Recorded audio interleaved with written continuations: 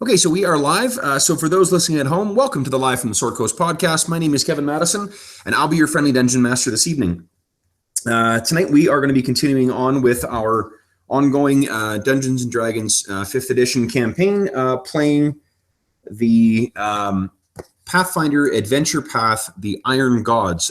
We are leading up to playing the first adventure, which is called Fires of Creation, but we are doing some backstory first.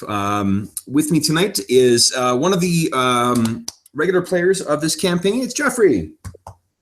Hi, everybody. So Jeff, why don't you quickly say who you're playing, and then we'll launch into this month's activities. Okay, I'm playing two characters in this campaign.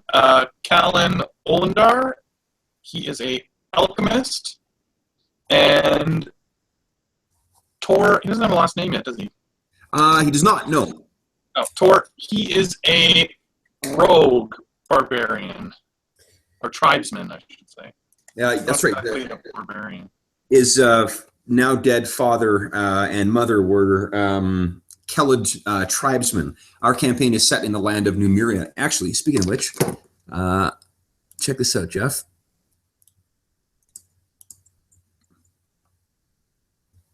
So this is the map of Numeria, one of the maps that I found. Oh, that is cool. Isn't that neat? So our hometown is right here. It's Torch. And then some of the other places I've mentioned so far have been, there's Hadroth Hakados. Hadroth Hakados is a major trade center. It's about 1.5 times the size of Torch. But because it's located on at the conflux of those two major rivers, the Selin River and the Five Tears River, I think it's called. Let me double check. Yeah. It just has more people, or it has a more cosmopolitan air to it than what Torch does. Torch doesn't really have. I mean, it's sort of cosmopolitan, but only in the sense that there's a bunch of different races that are there. Yeah, Seven Tears River is the one that runs from kind of near where Torch is down to Hadroth Hakados. The other place I mentioned, Yadenve, is right down here, or Yadenve. Yadenve is the place that has that kind of the really extremist beliefs of that god Erastil. Erastil is the god of kind of like agriculture and nature and whatnot. So they've taken that faith to an extreme to to want to destroy any kind of technology or to, execute androids and that kind of stuff. Castle Urion is down here. That is the place that I said is where the Crusaders, the part of the Grand Crusade that are going up to the World Wound further to the north, they are all basically either paladins or war priests of the god Iomide.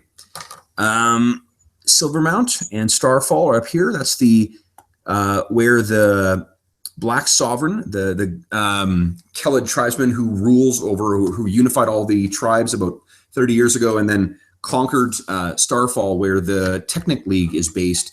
But now he has sort of, the rumors are is that he's fallen to drink and addiction for the bizarre chemicals that are brought to him by the by the members of the Technic League, who are supposed to be subservient to him. The other two dangerous places you were mentioned, Lackthroat is up here in the north, near the border. That's one of the places that was sort of warned, or you were warned off.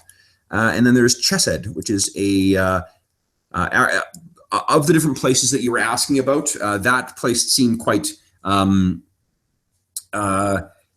seemed like a good option to go to. It's the biggest city in all of Numeria, at about like almost 10 times the size of Torch. This big gouge you see there along there, that's the First Blade Path that I mentioned. And the Kellid tribesmen believe that it's when Gorham, the god of iron and battle, dragged his mighty sword across the land and left that scour. That thing can vary from like 40 feet deep to I think it's like 100 feet deep.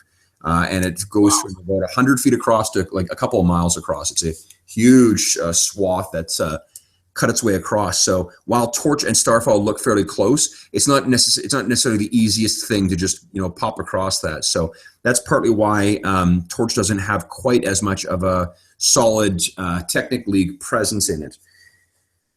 So where we last left the session was with sort of a cliffhanger with what's his name, Mollyflax approaching Callan's alchemist lab. Actually, before I forget, there's one thing I remembered. I sent you an email about this too, but going back to my rules for the alchemist class too, I forgot that one of the things you get is your costs are half of what it costs anyone else to make alchemical stuff. So when you rolled before, so anytime you're crafting stuff, normally it takes half of whatever the actual purchase cost is. It costs you half of that to manufacture the stuff. But because you're an alchemist, it costs you half of that. So really, it costs you a quarter of the purchase price to manufacture any alchemical goods. Oh, okay, right. Yeah. What I will do too is I'm going to take a look at in the coming weeks. I'm trying to get. I read over, this is a bit of a non sequitur, but I read over the legal agreement for the Dungeon Masters. I think it's called the Dungeon Masters Guild or something like that. It's effectively the new version of the open gaming license. And it's insanely permissive, for stuff you get to use and stuff you get to publish. So I have been looking. I've been really, really enjoying running this anyway, and I've been brainstorming some ideas for new things. So what I want to do is put together some alchemical stuff that's based off of what's in the Pathfinder game and what's in the Shadow of the Demon Lord game, because there's some really interesting items in there. Those will all be things that you'll be able to manufacture then too. Oh, cool. So hopefully, as the game progresses, you'll have more shit you can choose to make. Anyway, so that was the one thing I wanted to mention. What's happened? We're gonna, when Steve is actually available, we will play through that actual encounter. But I can tell you that effectively what's happened is Kev? Yeah. Ooh. You're really cutting out. I can I'm hear some of the things you're saying. Sorry, I was showing you as disconnected. Yeah, I just saw that you were disconnected. It's weird. One of us have a bad connection. Yeah. The broadcast is still going, so I haven't been kicked out of that yet. Can you hear me now? Yep. And now, okay, it seems to be better now. Okay. Oh, what happened there? I accidentally closed the window. Oh, that one was my fault. That'll problem between the keyboard and the chair. Yeah. So what I was saying was that you're gonna have. So where we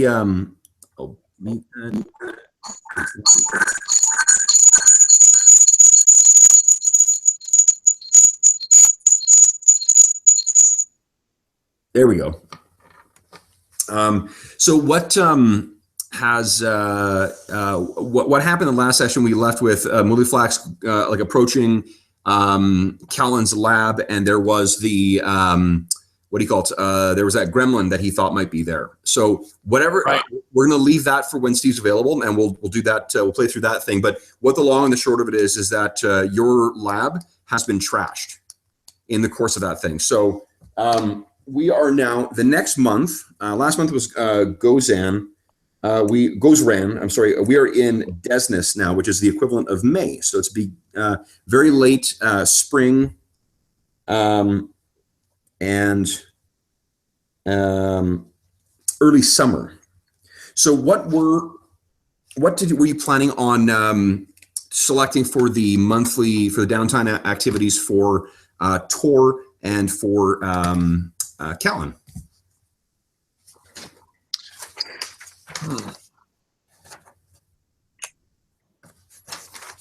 I don't remember what Tor did last month.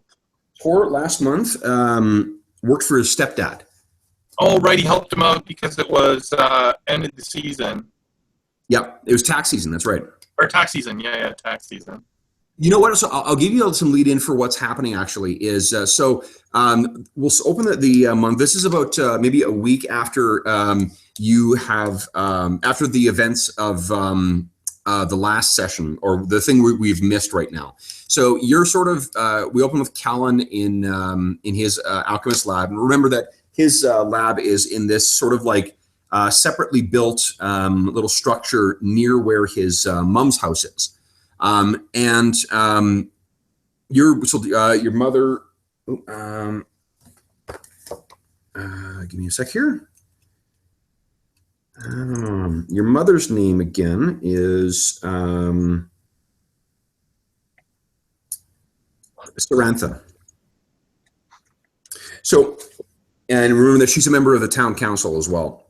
Right. And so your mom comes in, and you're sort of like puttering around trying to, figure if there's anything salvageable. But really, like right now, you can still work your alchemical spells and stuff like that. Like you got the tools, the basic tools you need to be able to, prepare your bombs or your the daily use unguents and whatever, or formulae. But you don't have, unfortunately, enough to start like mass producing what you were planning to make the money to get yourself an opportunity to do some traveling, because that's what you were sort of working towards, right? So she walks in and says, Callan, how does it look? It looks bad. I'm basically unable to, produce my potions. Well, you know that we don't need the money, right? I know, Mom. This is a hobby. I enjoy it. The money is just a positive side effect. I know. Well, what do you plan to do then? I'm not sure yet. Rebuilding at this point might be an option, but I might see what other options there are as far as maybe some space I could rent or... Well, I know that you've been working very hard to try and make the money to see beyond Torch. Now, I'll leave it to you whether you actually discuss that with her or whether she's just, an intuitive mom who sort of can pick up that's clearly what you're, Well, and people in town might have been telling her. I've been asking around. Yeah. Okay. I hadn't been discussing it with her. Okay. So she says, well, I have a proposal for you. Then if it is this, so if it's that important for you to see other sites, I'd like to give you an opportunity to do that and to rebuild. And she kind of gestures at your destroyed lab and rebuild this as well. Okay. Well, what are you proposing? There are, so I have put the, so I've made arrangements so that there is a charter boat that will be at Riversmet, where a boat will take you down river to Hadrothakados. In Hadrothakados, I am told there is a unusual being named Kithril, who is particularly gifted in the alchemical arts. He also seems to be quite knowledgeable in the sky metal and other artifacts found around Numeria. Kithril will have the supplies and be able to refill your lab. The boat will, so you will be accompanied by a member of the Watch who has agreed on to accompany you for safety. And so one of the acolytes of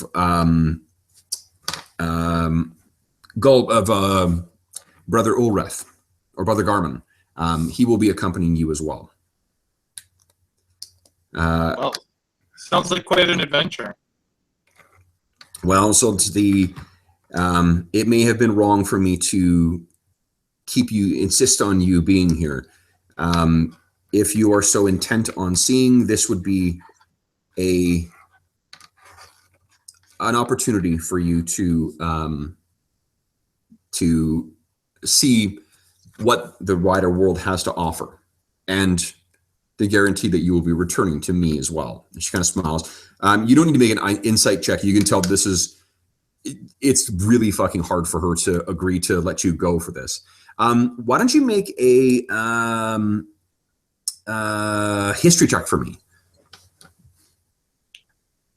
For Callan. I'll swap over to results table. I'm just curious as to whether you've heard anything about this Kithril guy before. History. What's right on it? There we go. Whoa, awesome. Okay, yeah, you have actually. So Kithril is one of the. You've heard that he's of this bizarre species that doesn't seem to be anywhere else in the north. They're sort of known as the witch weirds by the people here, but you suspect that that's probably not what he would call himself. He just refers to himself as Kithril, and he seems to be. While the local people here are Connor Bain and Sandville Tret are the two sort of local, luminaries as far as the what do you call it, like sky metal and Numerian artifacts are concerned. The Kithril is supposed to be like just makes them look like they know nothing. Mm. So he's quite impressive. With that good of a roll too, you also know that, remember there was a couple months ago, there were some fighters who came up to do demonstrations. It would have been 2 months ago they came up. Where is it? Just a second month. That was the month that the bakers got killed by the gremlin. Oh, okay, yeah. When that happened, that's when there were some fighters that came up in Hadrothakatos. They have an arena called the Syntherion, and in the Syntherion, they have not only do they have displays of either scientific or magical abilities or performances and shows and stuff like that. It also has kind of like gladiatorial combat as well. So right. It's a pretty diverse. It's also a place where a ton of the merchants or rather the people who manufacture things in Torch, how the stuff gets sold is through some of the different traders that are located in Hadrothakatos. So it'll take you about a week by boat to get down there. Yeah, I mean, it's certainly, it seems like it would be quite the adventure for you. Yeah, absolutely. Callan is pumped about this opportunity. Okay. So that's what because it's gonna it's a week there, a week back, plus whatever time you're gonna spend there. I'm guessing you're probably not gonna have downtime activities this month. Right.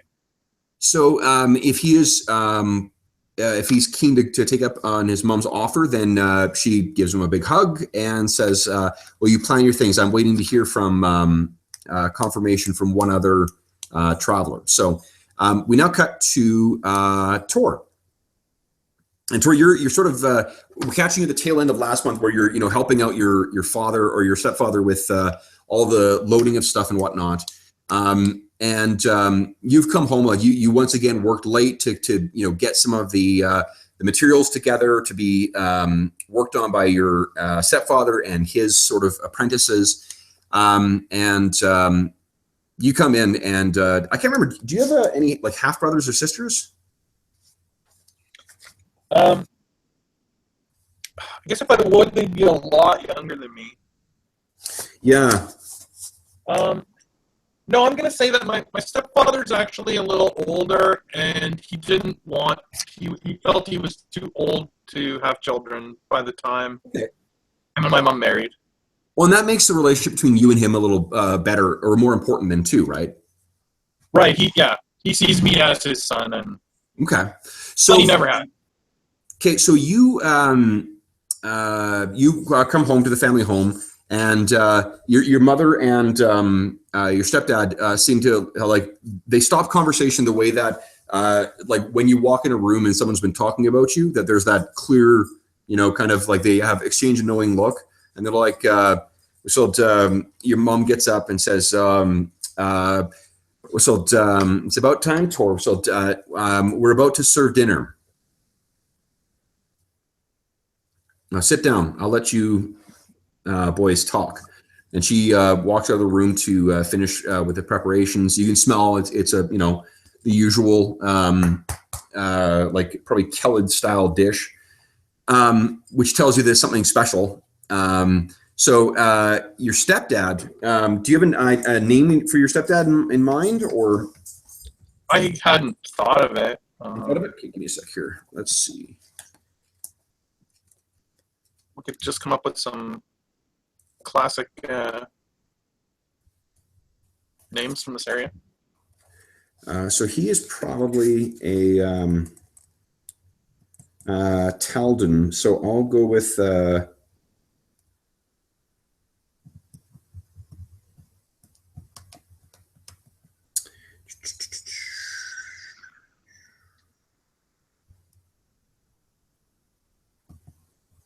how about Baldak? Baldak? Yeah. Okay. Okay. So I'll add that to the list here. So Baldak,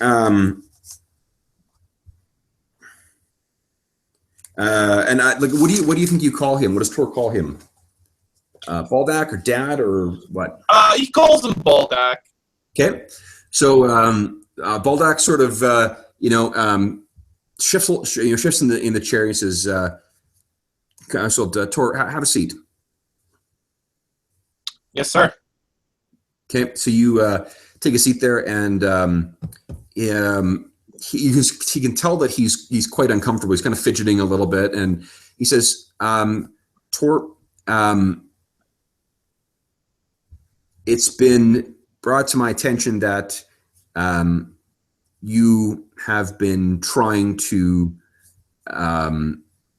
build something for yourself, something beyond what I can teach you. I also know that your mom's concerned that if you aren't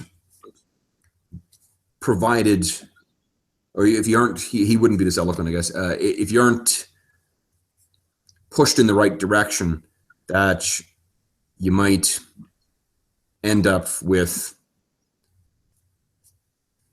spending your time at Silverdesk Call and those types. So I want to, and he kind of looks up as your mom comes in with dinner. He says, "We want to give you an opportunity."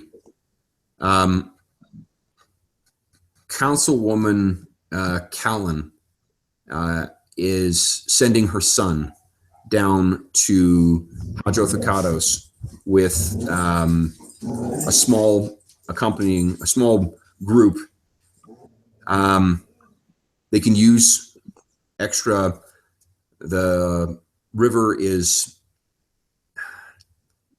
there's never a safe time necessarily on there, but, and of course, that he's talking about the Bloodgars who just are pirates up and down that river, plus whatever other, things that might be lurking in, in the Numerian River. But they need someone, they could use someone else to assist. And with how much work you've done, we've got an ample amount of sky metal prepared that I think could be sold at market in Hadrothakatos. There are people from all over the inner sea who come to Hadrothakatos to buy. By being able to present this so early in the season, maybe you'll be able to help develop whatever it is that you're trying to build. And your mom walks up behind you and puts her hand on your shoulder, and she says, "We know that you're not going to be a smith, Tor. And we want to help with whatever you want to do." Well, I appreciate it. I'm sure that little shit Callan could use all the protection he can get. Your stepdad just breaks out laughing, and he says, "Yeah, that's so. There's no joke there." So the what you find out is I'm going to swap you over to the NPC. I updated the NPC list. Tor's just going to add. I heard his little playhouse got destroyed. Yes, his mom wants to buy him. From what we hear, he wants to buy him new toys.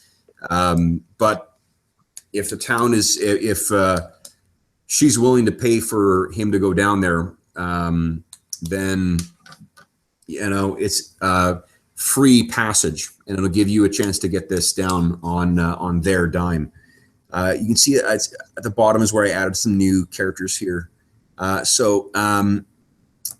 Grendor is the guy that's a dwarven wizard who lives in town, who you guys, it would have been Callan and Muliflax who had some of their training from him.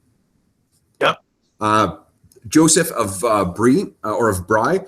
Joseph is the other acolyte who works with Joram Kite in the Temple of Bry in town. He's the rival to Garth, to Steve's other character. Yeah. Right.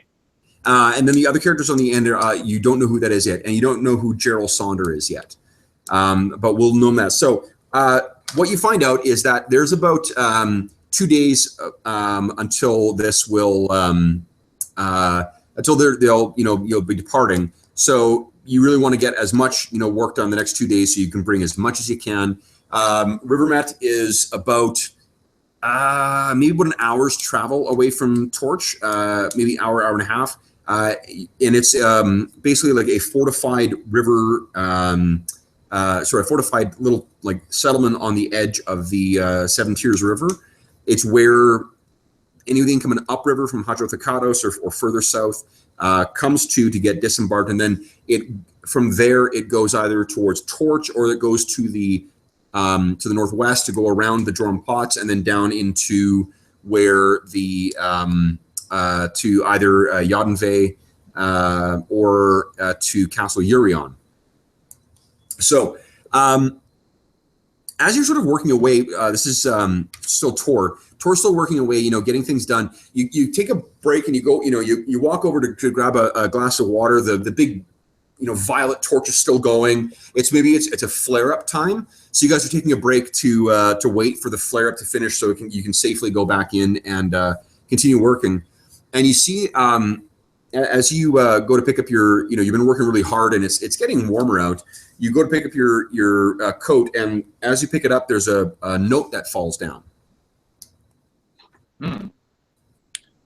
Okay, I bend over, pick up the note. Okay, you pick up the note, and what it's actually written. This is something that you've picked up in the course of running with the wrong crowd. There is a note written in Thief's Cant. And it says, meet me outside the Copper Coin an hour after sundown. And it's signed G. Interesting. So you kind of look, back and forth, and nothing. There's no one who's watching to wait to see if you have picked it up. What do you do? I destroy the note. Okay. Burn it up in the fires or whatever. Okay. and take note. So finish up my work, getting everything ready to take on the trip, Okay. and then basically wait for sundown. Okay. So where the copper coin is, let me quickly show you on Torch here. The copper coin is actually whoopsies. So yeah, of course, like where you work is at the top of Black Hill at the actual Torch itself. Yeah. Where you're going to meet the copper coin is right right here, right next to sort of Okay. near where the water is. So, what's it called? Near the Weeping Pond. Oh, Crowfeather Lake. Sorry, Crowfeather Lake is the big lake that's there. So, sort of right on the edge of Crowfeather Lake. So you make your way down. How are you going to approach this? Like, are you just walking up nonchalantly, or? Well, I make it seem like to my father that I'm still working. Okay. And then, so it's just like, taking a load. It's a long ways down the path and whatnot. So I sort of time it that I'll be down at the bottom of the hill, 45 minutes or 50 minutes roughly after sundown so that I can just make my way over there to the copper coin. Okay. So you make your way over. The copper coin itself is it is the oldest tavern in Torch. And is popular with laborers and artisans looking to relax after a hard day's work. So there's people who are starting to make their way, into the establishment now.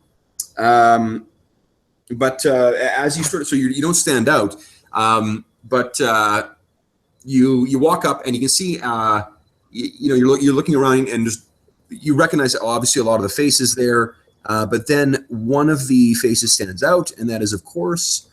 Gerald Sonder, that scrawny, brown-haired guy, and he's standing sort of near the back of the copper coin, closer to Crowfeather Lake, and he said he kind of whistles for you. I can't whistle apparently, so he, and you look over, and he says. You're early. Well, I'm on time. That's good. Would you take a walk with me? You sort of look this, you do a quick size up of this guy, and you're fairly confident that you could beat the shit out of him. So there's no safety issue you have with him, but right. Sure. Okay, so he walks over. He walks over to the lake and says, "So, you can read the cant then?"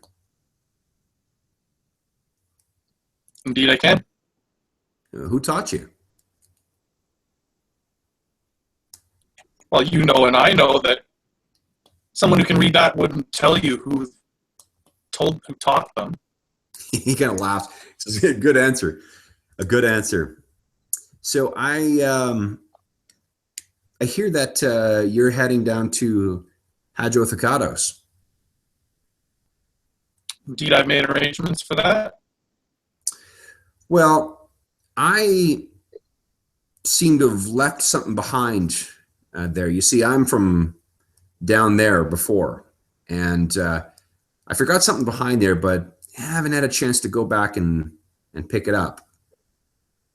So since you're going down there, I'm wondering if I could make it worth your while to pick up a little item for me and bring it back. Possibly. What are you offering? Well, it's nothing big. It really wouldn't be out of your way, but I could pay you 50 gold or 50 silver discs.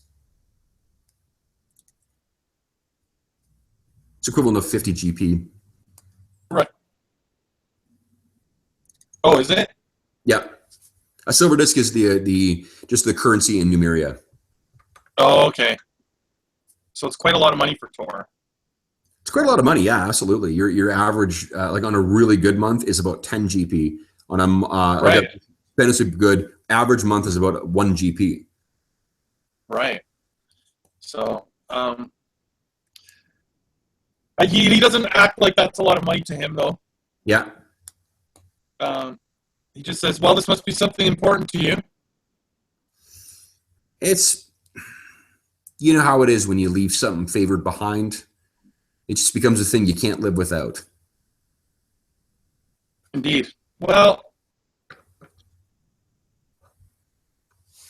I think I can handle this. I appreciate that. So what? I'll give you. He hands you a paper slip. He says, "I thought you might be amenable. Call me the hopeful type. Here's a name," and he hands you a slip of paper. You what do you call it? You talk to him. You'll find him, and it's got an address in there as well. It is.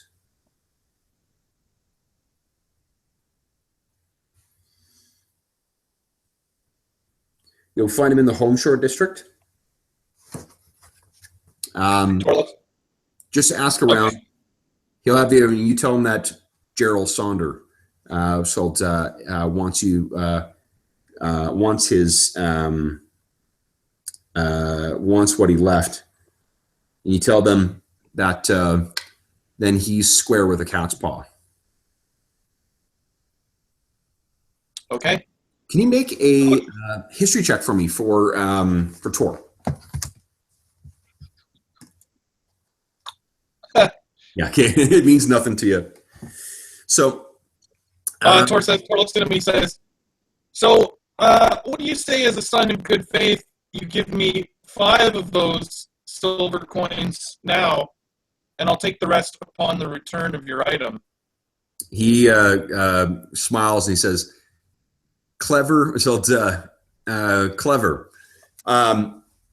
He reaches. I'd like to enjoy my trip a little. Says, "Yeah." He says, "Here. In future, ask for half up front." And he hands you 25 silver discs. This is there. Nice. Use them in good health, and don't take any shit from him either. And remember, you tell him so that he gives us that, and the cat's paw are square then. I'll remember it. Good. Cat's paw are square. Okay. Enjoy your trip then. So, Callan and so what you find out is, yeah, the 2 people who will be accompanying you are Joseph of Bry and Tutik, the what do you call it? Rat folk guy. I think both Joseph and Tutik are you can edit them and you can look at them too. So let me double check that to make sure here. Yes, you have both, so you can feel free to look at those characters as well. Yeah, Tutik and Joseph. Nice. Joseph and These are technically the 2 characters I made while I helped create for the counters to Steve's characters, right? Oh, perfect. So yeah, there you go. Isn't that right? I think so. Yeah, I think so. Yeah. Because Chitik was the friend of Mullyflax's, who's on the what do you call it? City Watch, and and Joseph is the rival for Garth. Yeah, that's great. Cool.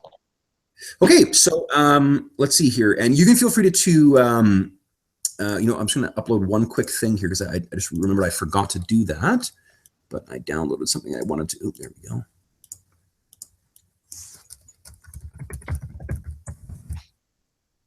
Okay.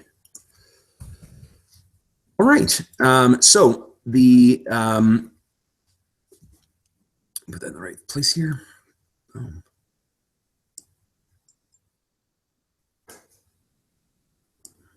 Oh, and I've uploaded the in a more easily viewable format, so you don't have to rely on me putting the page on. The Numerian map is posted on in the handout section.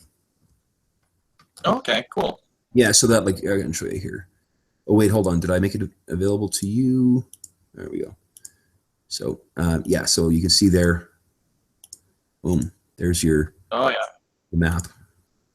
Nice. That's the big one that I was trying to hold up for you before. Right. Yeah, so it's really a fucking cool looking map. Okay, so you have the 2 days to, or what does Callan do in that time? Is there anything else he wants to get ready? Oh, excuse me. What would Callan get ready? Callan is like preparing all of the best alchemical things that he knows to prepare, to like bring one of each, so that when he meets this character there, he can sort of show him what he already knows. Okay, nice. So you're trying to impress him as well. Yeah, well, no, he knows it probably won't be impressive. It's more like, here's where I'm at kind of thing. Like, he understands that he's not going to be like, oh, wow, you're, Yeah. Okay. impressive. He knows he's a beginner. Okay. It's more like, here's my homework. Here's where I'm at. Nice. You're that irritating student who, in like first year of any course, is asked questions only to show that they know the answer to it already. Yeah. Yeah. We had a lot of them in law school. Then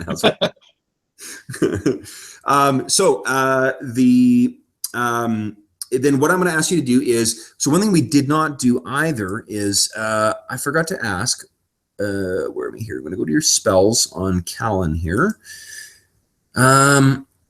And okay, so every day you can prepare a number of spells equal to your intelligence modifier plus half your level.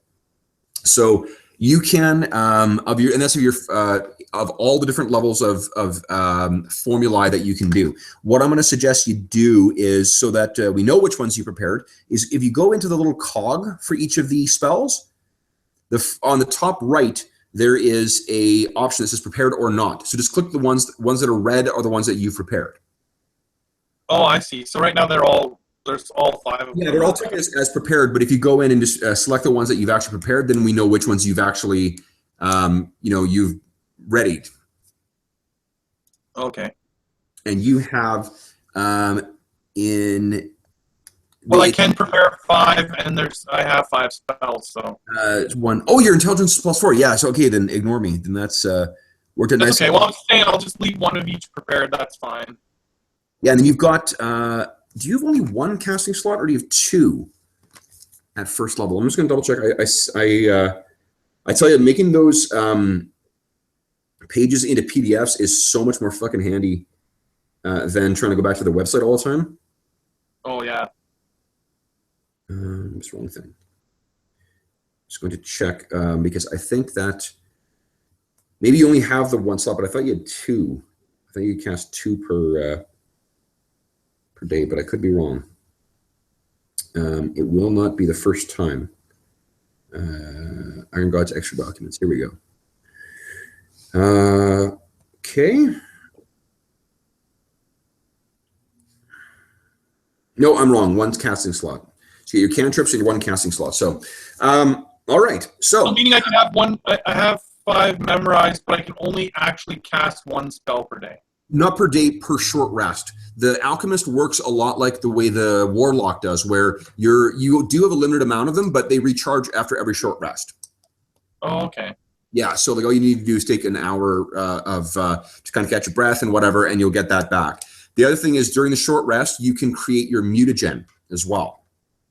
So if you've got your mutagen is always it's a short rest is when you can perform. You can do that as well.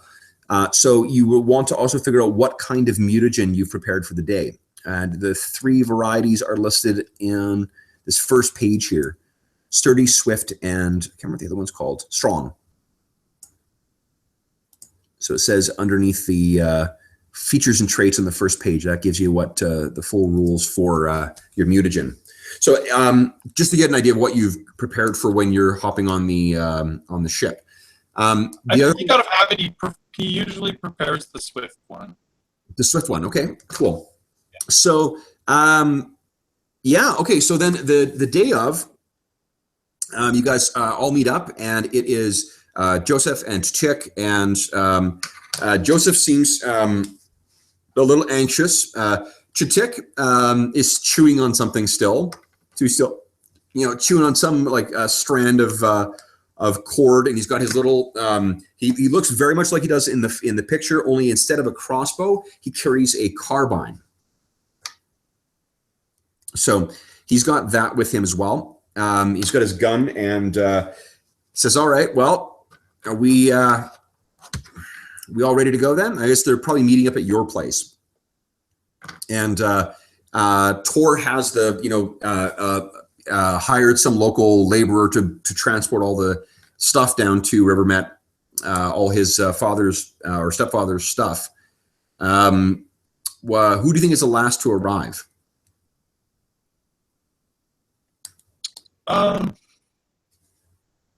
I think Callan is the last one ready. Okay. So he's sort of so excited to go on this trip, and he's just like getting every last thing that he can think of, And like I said, he was trying to prepare sort of one of every potion and thing he can. So he's just like, okay, I got this, and he's just double checking everything. And okay. So his mom is just constantly getting in his way. Nice. Did you pack here this? And it's like, yeah, Mom, I'm going through my checklist here. Leave me alone. Leave me alone. What your mom says is that they've hired who you're going to talk to is a guy named Captain Aragost.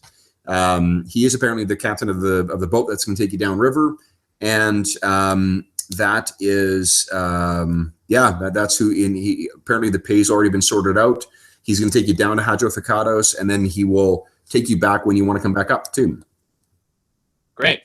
Let's head down.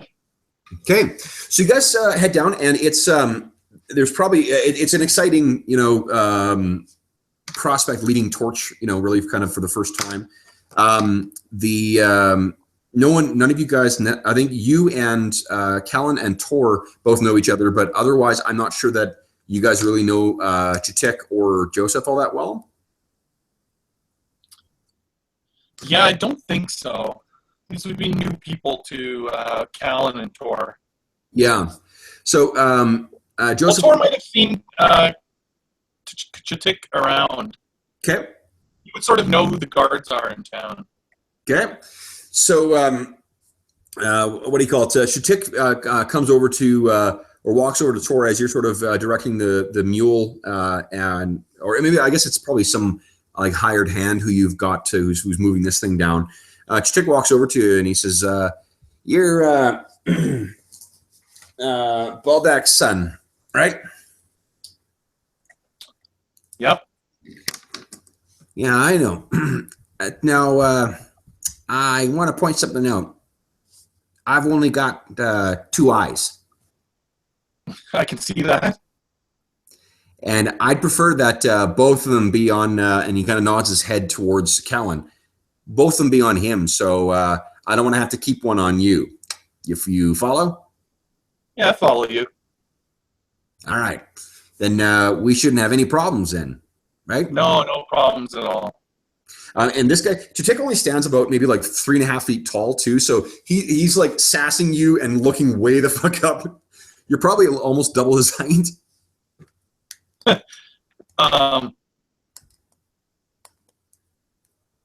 Yeah. Okay. He won't say anything, or he just gives him a smirk. Okay. Says now I got something I got to pick up from in town too.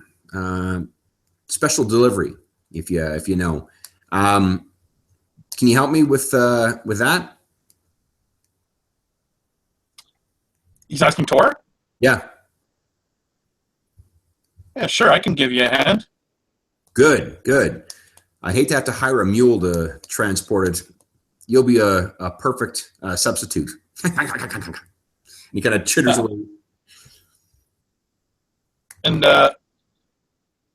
Tor's got his silver coins that he's got in a little purse or whatever, and he says, I do expect compensation. Compensation? You're getting free transport down to Hydroficados. You need more than that? That's care of the Olanders, not you. That's I ain't paying you nothing. You help. Well, he says you help me out. I'll make it worth your while. Okay, sounds good. All right. He's just kind of teasing the little. Yeah. Okay. So, so you guys get down to Riversmet, and as you're making your way down, why don't you make quick perception checks for both your guys? Just gonna see who rolls higher. Back to the roller. Perception. Yeah. Does this automatically switch back and forth, or do I switch it? Perception. Which does the? Oh. Nice. No. Okay. That's awesome. That's backwards. That's Callan. That's why I was asking if it automatically switched. Like, there's a little drop down where I can say who I am, and I wasn't sure if it would say. Oh, that was Callan's roll? Yeah, that's Callan's roll, and this is Tor's roll. Oh, I didn't know you could switch your characters like that. That's interesting. Yeah, so I've been switching it back and forth, and I just wasn't sure if I picked their character sheet, if it would do it automatically, or... Okay. That's cool. I love that it shows the little character icons. Yeah, okay. Yeah, so, okay, well, I'll just continue properly switching them then. Okay. So, so Callan, you're as excited as you are, you're making your way down towards the, towards Riversmet, and the landscape here is sort of, it's like rolling, scrub hills. The region around here is really not suitable for agriculture. So if you can picture kind of like Badlands or like a heath or something like that, that's what you're walking along. And you, in spite of your excitement, you do sort of notice at first what you think is just a really big bird, and then you sort of focus your eyes and you realize, like, holy geez, there's a griffin or something like that, a griffin or a hippogriff that's circling over over Riversmet. Now, what you know about griffins is that they are two things. They're obviously a creature that seems to be a sorcerous combination of eagle and lion, and you also know that they are notorious predators of horses. They love to taste the horse flesh. So this thing's hunting over there, and geez, like, that's weird. Do you point it out to everyone else? Yeah, absolutely. Callan is definitely the kind of person who would point things out to everyone. Okay, so you point that out, and then whoa, look up there. So look up, and Brees Joseph kind of looks up and says, "Oh, is it coming here?" He kind of readies his mace, and Chutix looks up and says, "Ha! Yeah, you never seen a griffin before?" Not here, no, never. He turns to Tor, and he kind of like slaps him on the side. Says, "You're in for a treat then." And he keeps on walking without any kind of concern. The mule kind of, his ears kind of go up, and he kind of bristles at the smell of the griffin. But as you guys keep approaching, it seems to just be circling, and it's about 20 minutes more till you finally get to town. And Riversmet is it's a place that's surrounded by a wooden palisade. The palisade looks like it's seen, some. It's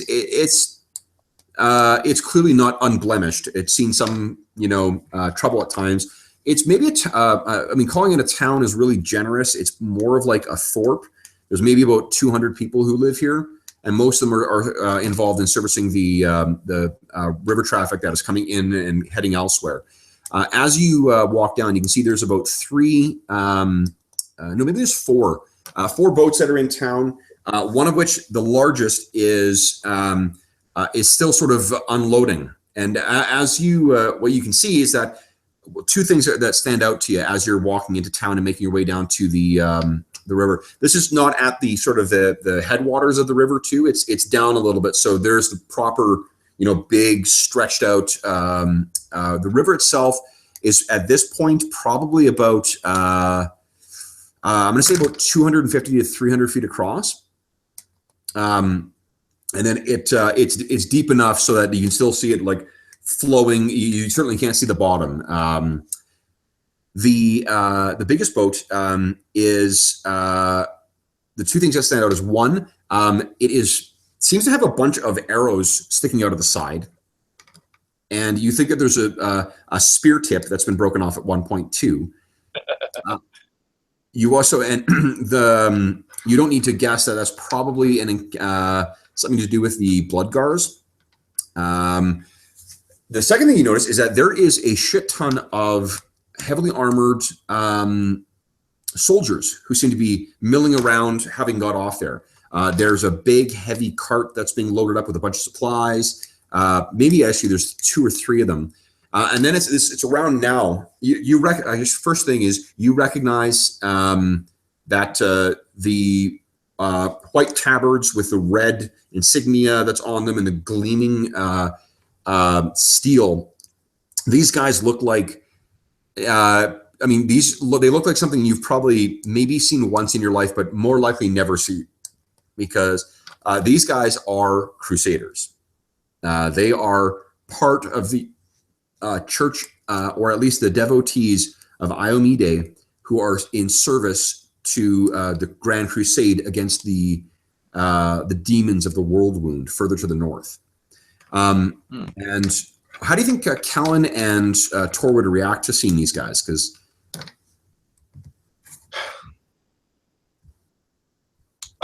they think nothing of it, or would they be like really impressed by it? Or I think Tor always sort of acts, not too impressed by things, and Callan is he's pretty wide-eyed, but he's not necessarily saying anything. He's observant. Okay, so Chitik then kind of you feel a little like this is Tor. You feel something hitting you in the calf. Yeah. Look down. Chitik is elbowing you in the calf, and he says, "Look."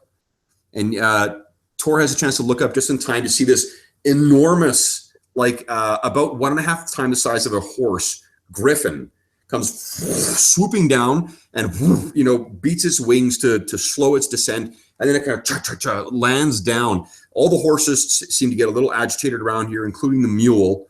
But this thing kind of turns, and you realize that this thing actually has barding on it, and on the back is another of these crusaders. And this person has long hair hanging down, and it's a woman. And she seems to bring the thing under control. And the Chitik kind of is just watching Tor's reaction to this. And he says, pretty impressive, eh? Yeah. I don't know, he's got an Australian. Tor looks down at Chitik. He says, "Dibs on that one." You got a predator's eye. So what between Callan and theirs, it's not unusual for the what do you call it? For the Crusaders of Castle Urion to be mounted on griffins. It's one of the things that they have an eyrie there where they maintain a flock of griffins. Why don't you make let's see here. Why don't you make a history check for both your guys, and we'll see who, if you guys know anything further about Castle Urion. Castle Urion. Tor's never good at that. Tor's is like, Griffin, girl, she's cool.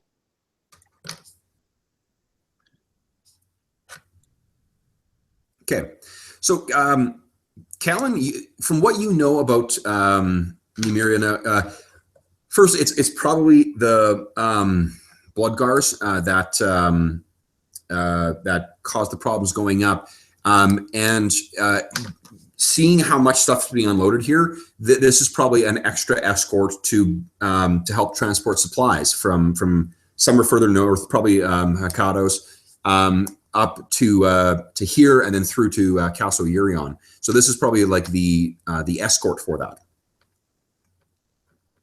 Right.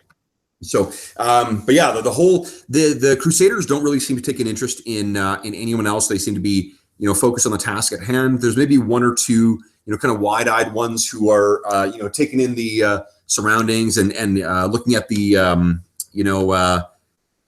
big griffin. And then one of the sergeants is like, "Hey, eyes front, Crusader, let's go. You got work to do." And then the guy, goes and helps, the rest of the people loading, sacks of flour or, potatoes or stuff like that, moving from the thing off from there. There seems to be a guy who's standing around watching all of this, who seems to be a local. He's got the sort of, ruddy looks or ruddy blonde hair, where he might be, Talden, he might be Ulfen, he might be Kellid, or kind of a mix of all those breeds. And he seems to be watching with sort of disinterest, sitting on an old barrel.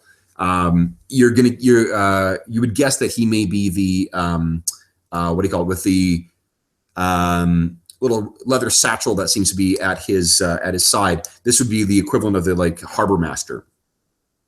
Okay. What's the name of the boat or the person we're meeting? You're looking for a guy named Captain Argana, so Aragost. Captain Aragost. Okay. Callan walks up to the harbor master and says, "We're looking for Captain Aragost." He looks and he says, "Oh, you're Callan Olendar, sir." Right. Yes, your mom had arranged. He's been here 2 days now. He says, "You can find him. He's on the Staggered Man." And he points down at the one of the farther docks. He'll be on there. Thank you. Okay, so you head down, and what I'll do is share the. So this is the what the Staggered Man looks like.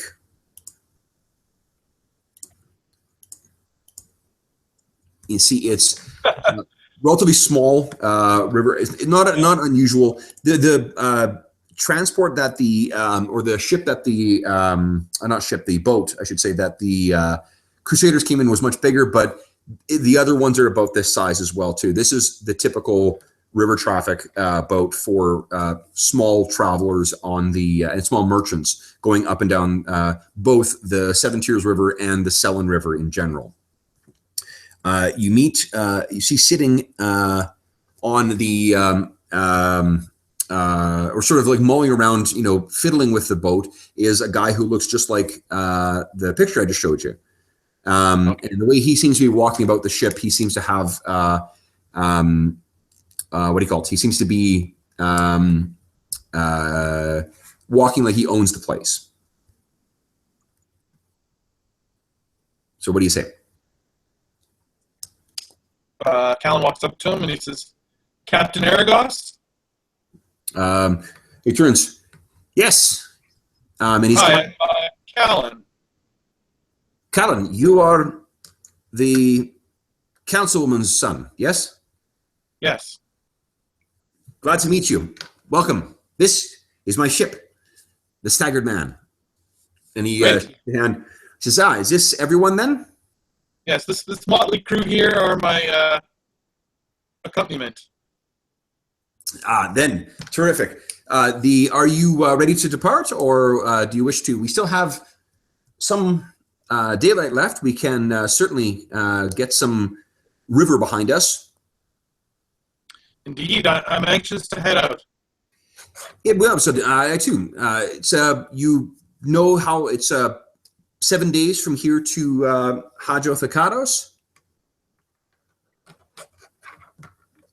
Well, best get started then. Fantastic. Then I see. Why don't me, and he points at Tor, me and your man will see to your goods. Would you be so kind as to collect my first mate? He is in the cup. And he nods towards one of the buildings.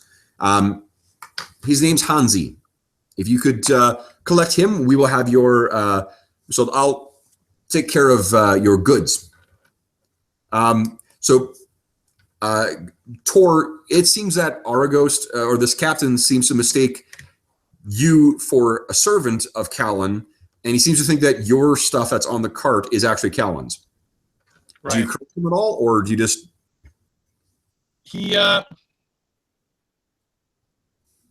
No, he just looks at Callan and he says, "Go fetch the first mate."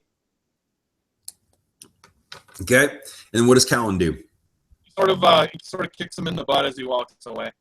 Okay, so just like not like a real kick, but like a playful one, like get going. Yeah. And since it's his own stuff anyway, he starts loading it up. Okay. And he waits till Callan's gone, and then he says something to the captain. Okay, so Aragost does hops out and starts helping you with loading things up, and then what do you say to him? He says, "This is actually my family's wares. I'm selling them for my father." Forgive me. So that if I didn't know how to sail, so that I would have no way of earning my keep. I'm such a fool. Please, and you can tell that he's got an accent as well, and the accent seems to be from. There is a nearby nation called Bravoy, which is you can kind of picture it as like maybe a soft Eastern European accent. Yeah. And that's what he's got. So he got just a hint of it, which isn't unusual. Both Bravoy and the sort of the areas that are known as the River Kingdoms, which are further to the south, which is like a collection of city-states and minor principalities that sort of like spring up and then disappear in the span of a decade. They're all sort of the backbone of their economy is based on river travel and river transport, bringing things from further south in the inner sea up into these regions and back and forth. So it's not unusual to find someone from there here. Right. So what do you call it? As you what do you call it? He sort of gets helps Tor with loading everything up onto the boat, and he makes maybe a comment of like, once you pick up and easily hoist something in there, he's like, oh, did you pack these for anyone else to move?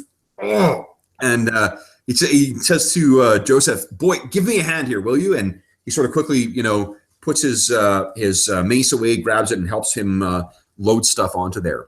We'll cut to Callan. So when he says the cup, there is what passes for a tavern here called the Empty Cup, and it's sort of like a tavern / inn, all rolled into one, where really you can kind of like drink yourself stupid and then fall down and have a place to stay indoors.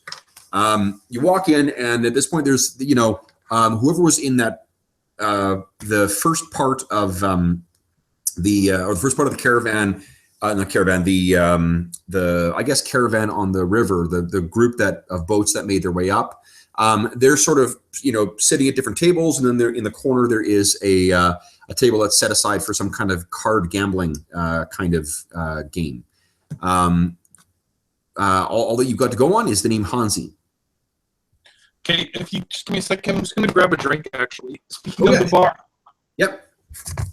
Maybe very thirsty.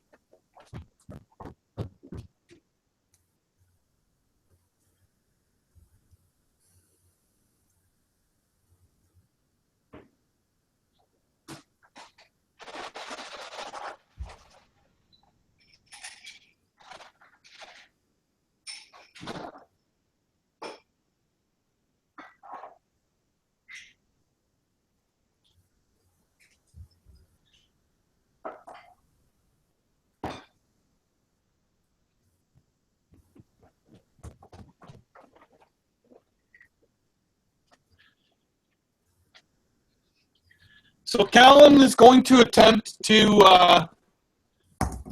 walk around the room and observe the gentleman in the establishment and see if he can guess from observation, who is Hanzo? Hanzi. Hanzi, sorry, Hanzi. Okay.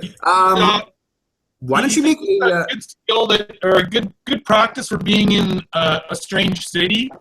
sure. In sort of trying to identify people by their, their trade or whatnot. Like, so Why don't you make first a history check for me? Okay. Move to my 15. Okay, so what you know is that Hanzi is a Varisian name, and the Varisians are sort of like, kind of like the Pathfinder world or the inner sea world equivalent of like the Romani, like the Gypsies. Okay.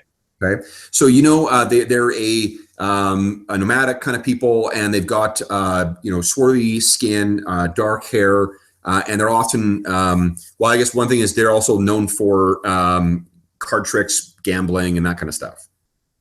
Okay. So I also want to see if I can tell if someone is wearing clothing that looks like it's maybe river worn, or if you've got leathers on there, maybe some like watermarks on their leathers, or Sure. Well, I mean, realistically, everyone in the bar would have that to a degree or another, because because they all work here at the. Yeah, you're either, for the most part, it's people who because there's 4 boats that are in right now. That's where they probably come from. But why don't you make an investigate check for me? Sure. Oh, so it's untrained. Yeah, so that's just fine. straight intelligence, right? If you click on investigate, still should make the roll for you. Yeah. Holy shit! I rolled a 1. Okay. So you remember that you start each session with inspiration, so you can choose to re-roll if you like, or you can sit on that inspiration. No, this is something important to him. He's going to use the inspiration. Oh, nice. Okay, so go ahead and make another roll. Okay, he's Oh, there you go. Maybe that's the first conclusion. You look around, you're like, I'll look for who's got a lot of water stuff, and you look around, you're like, they're all wearing every single one of them looks like they work at the river. Yeah. There's river mud on their boots. They're all have it looks like they're cracked and whatever from being exposed to the elements. Okay. So then he looks harder. Like, still not very good. Still.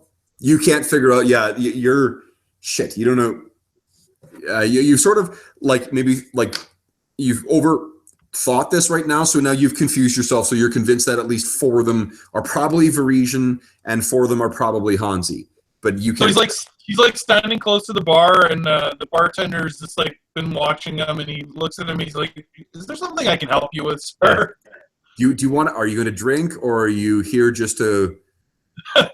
Stare. I eyeball my customers. Yeah. Yeah. He says, "Oh, sorry, sir. I'm looking for Hanzi. Would you be able to point me in his direction?" You hear, but before the bartender can answer, you hear a hello from the side of the from where the gambling is going on, and what you see is a guy who looks like that, who is. Sitting in front of in front of a fairly good pile of coins, a bag of some currency from other places, as well as some silver discs as well. And he says, "You're looking for Hanzi." Yeah, I am. Hi, my name's Callan. Captain Aragost sent me to fetch you. Are we ready to depart then? We are. We're just waiting for you.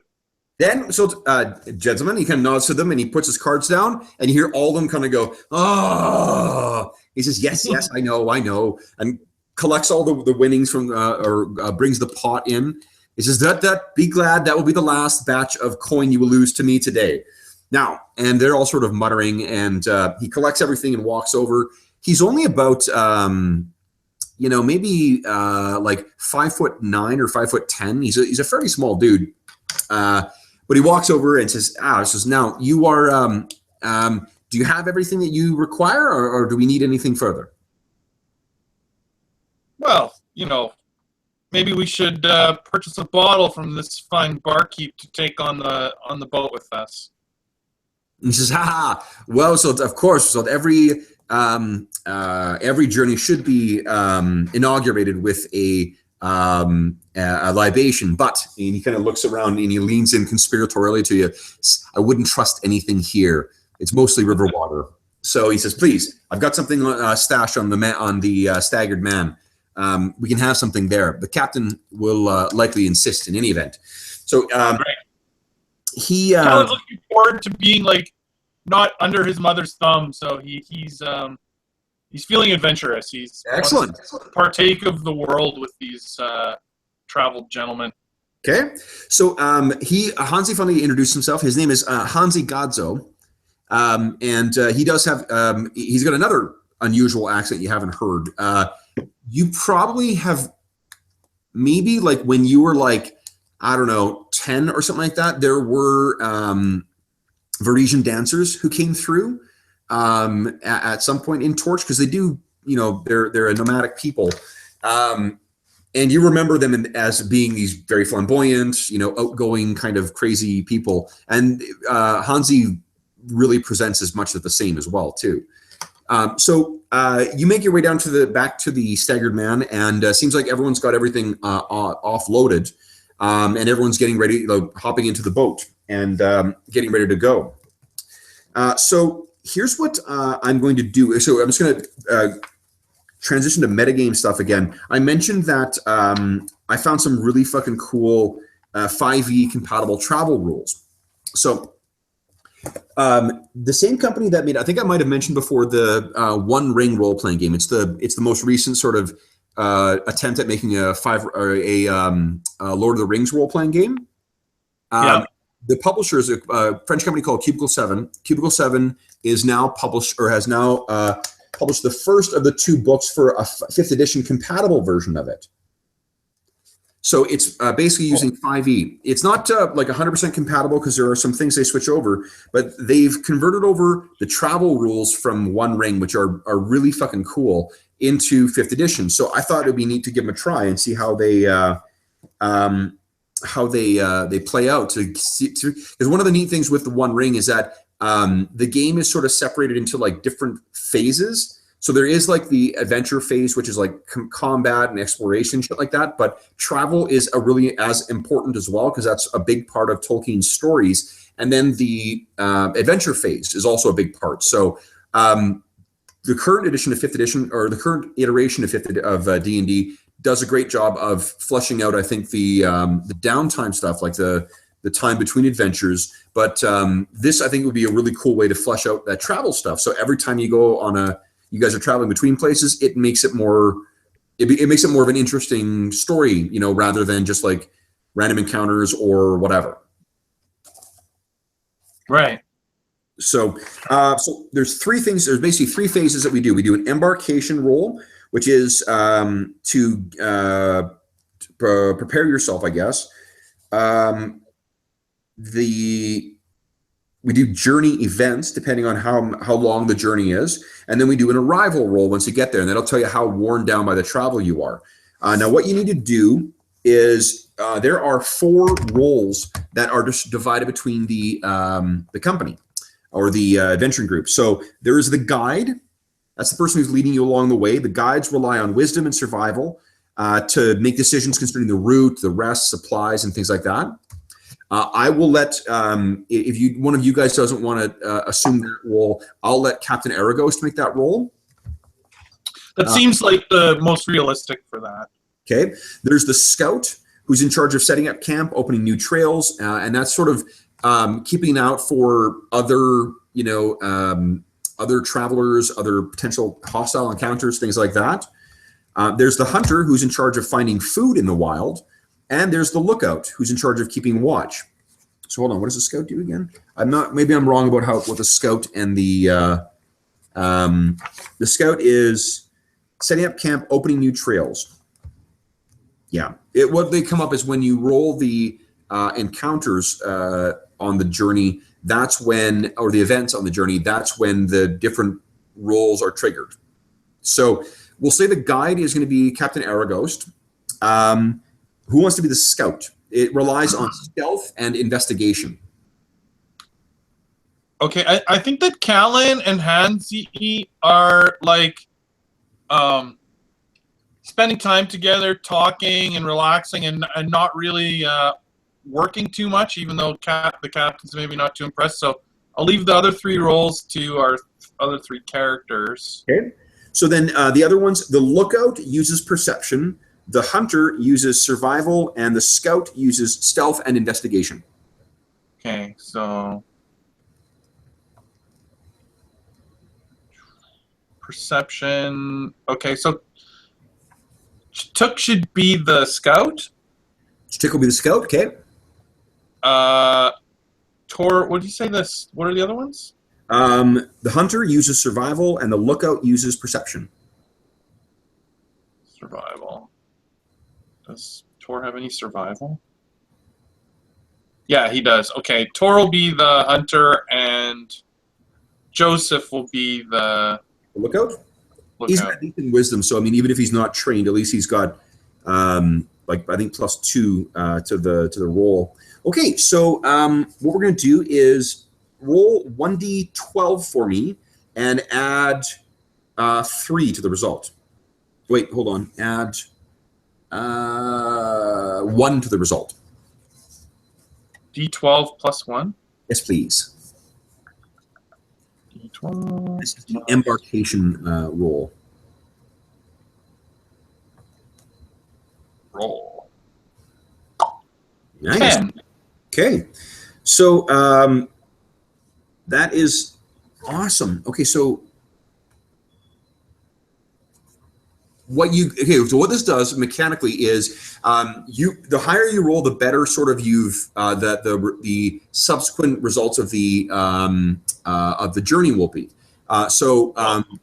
One of the things what you've done is not only the first roll. Let's see here, all the rolls on the events table, and again, higher is better, lower is worse, will get +1 to them. And your first roll will be made with advantage. So you roll 2 different results, and you pick which of the 2 you want to have happen. Oh, cool. Okay. So, and then, so what we'll do is now I need you for the events. There is going to be,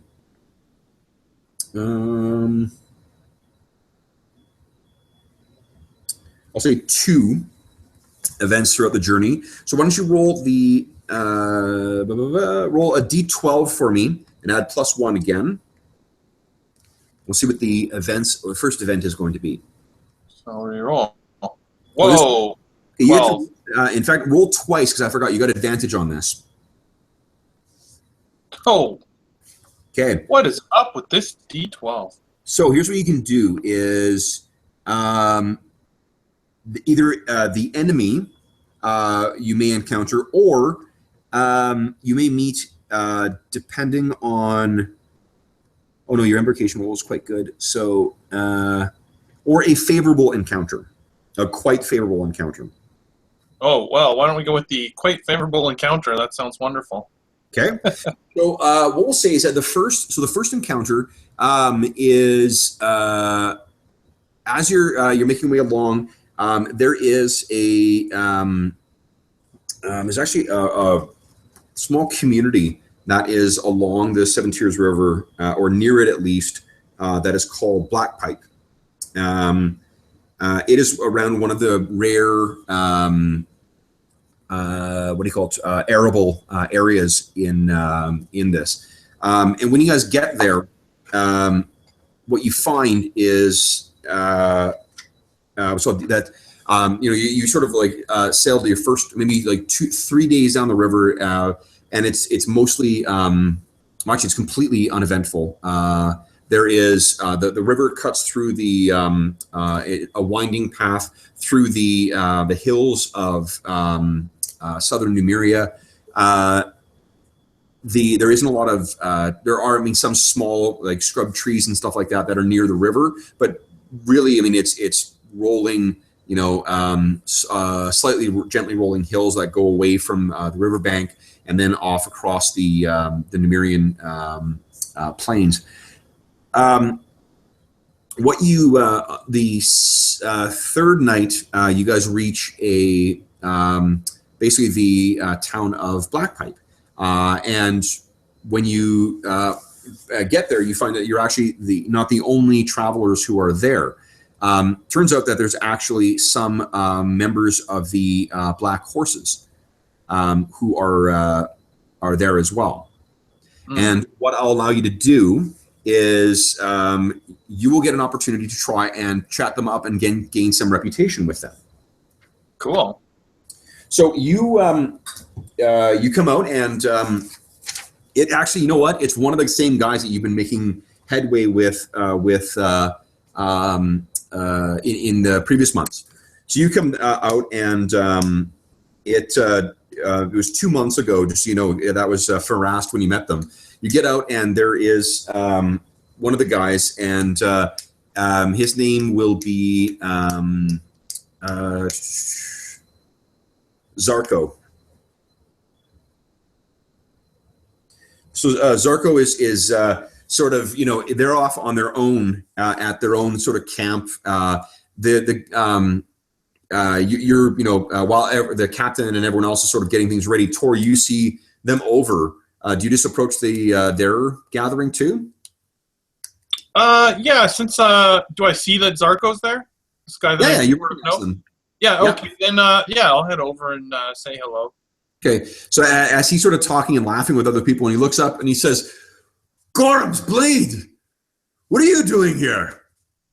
I'm on a adventure down to what's the place called? Hajo Hakados. Hacho Hakados. What are you doing? Was it your medals you're bringing down? Yeah, bringing some medals down to sell for the family and babysitting a little troll. But you're keeping a delicate man. He looks down at the group that you're with and says, "Which is it, the rat man or the other delicate men?" Yeah, the little princess there. The rat folk. He works for the city guard. The city guard, hired to protect them as well. Yes. Callan is his mother is very protective of him. One of the others says something in Kellid. Actually, he's probably speaking to you in Kellid as well too. So they're only speaking in the barbarian tongue. And he says are you responding in that, or are you responding in common? Yeah, no, I would. If I can speak to them in their language, I would. Yeah, absolutely. So yeah, they what do you call it? They make the equivalent of like cutting the cord joke about that. Yeah. What do you call it? At some point, you have to take the reins and the bridle out, and they kind of chuckle. Why don't you make how do you want to approach the sort of they invite you to sit down with them? How are you going to sort of try to schmooze them?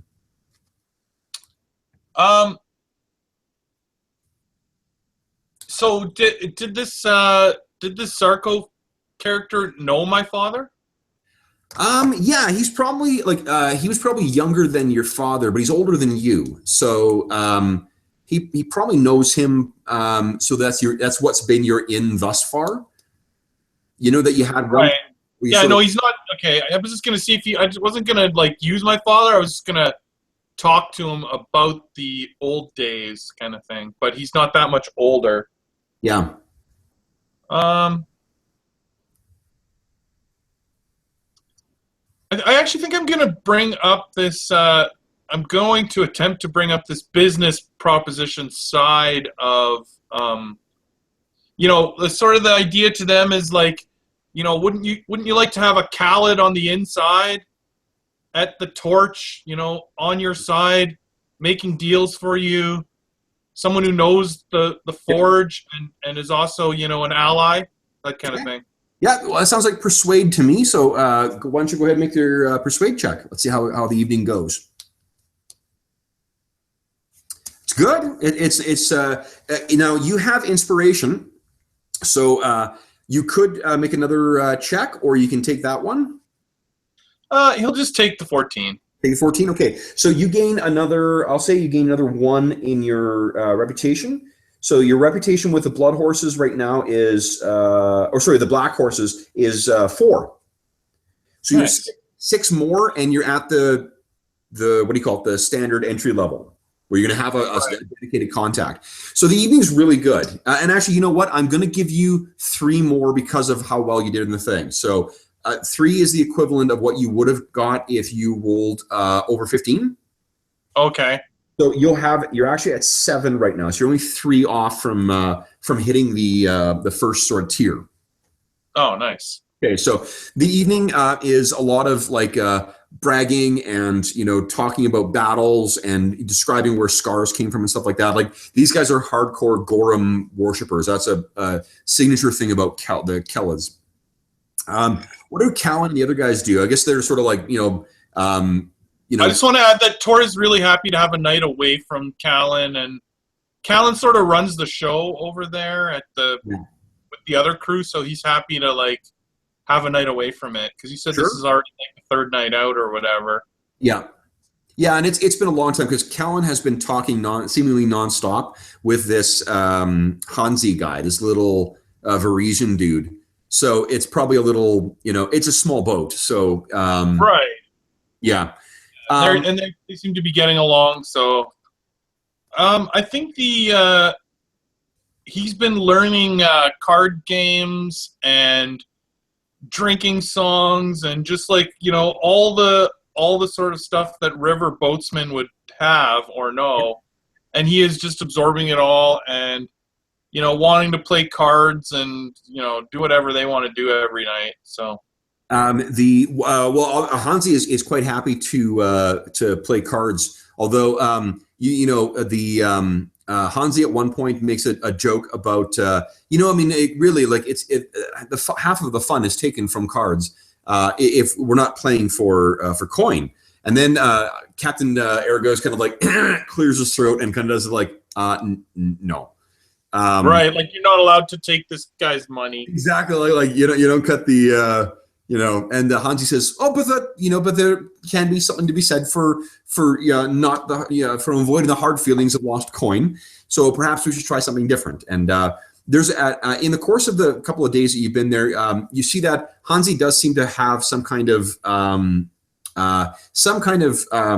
abilities because he's using like when he gets to when you guys are spending the night at Black Pipe, he does spend some time sort of telling stories and whatnot. And what his story is actually of a local thing. There is a town called Daggermark. Actually, it's one of the River Kingdoms. And he tells about the murdering of the last king. Because Daggermark is sort of notorious for poisons and assassins. So he tells the sort of the story of the last king of Daggermark. And it's a story that everyone here is sort of familiar with, so it captures everyone's imagination, and he supplements it with these sort of like wonderful little like small either magical or you think they're magical, like what would be an alchemical trick, and it's clear that this is something more than that. So that's how the evening goes at Black Pipe. So far, Callan seems to be really fond of travel. Why don't you roll 1d12 for me? Let's see how the last leg of the journey goes. Reroll. Interesting. Oh, 4, very low. Okay. The lookout was going to be Joseph. So why don't you make a perception check for me for Joseph?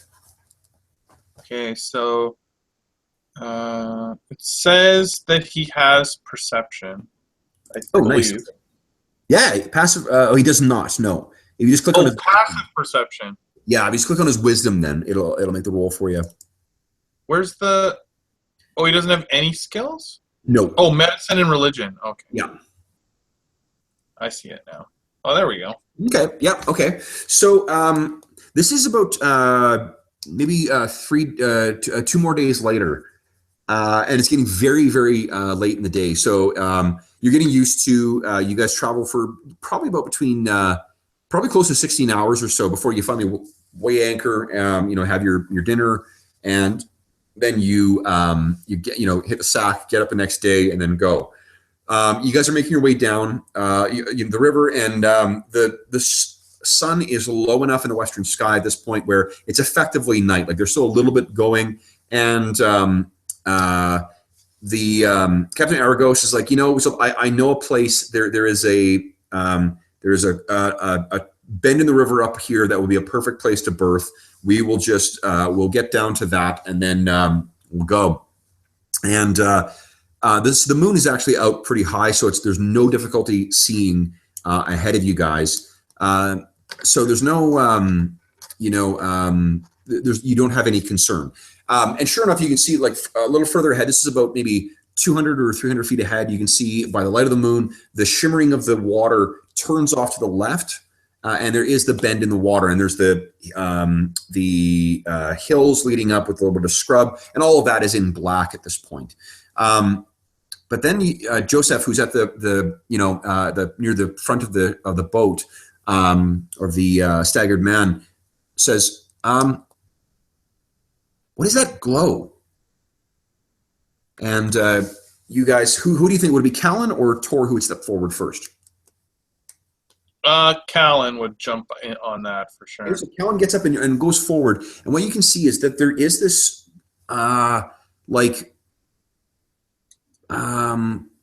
dull glow of a greenish light, and the light seems to be shimmering from. There's some source that seems to be shimmering out into where the corner of the river is. Can you make a perception check for Callan for me, please? I just want to see if you can piece together what you're actually looking at here. Callan, perception.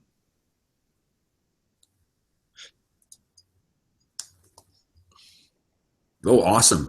So you're looking, and like, you think it's actually like it's near the shore, and it's a boat that seems to have like tipped over. You see just the tiniest bits of shimmering water, like that's hugging the turned over hull or the overturned hull of this thing, and the glow is going out from somewhere within. So if you had whatever the source of is, if the boat was turned over and then shining towards the shore, that's where it would be. So that's why it's not shining out at you guys like a light or whatever. So you think there's an overturned boat. Yeah, he starts, Captain Aragos, there's an overturned boat ahead. And Aragos says, Hansi, grab the rudder. And Hansi runs over and grabs that, and he walks up to next to Callan and is looking out. He says,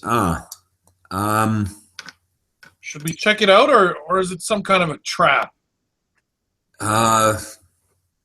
He shrugs and says, I'm at your disposal, sir.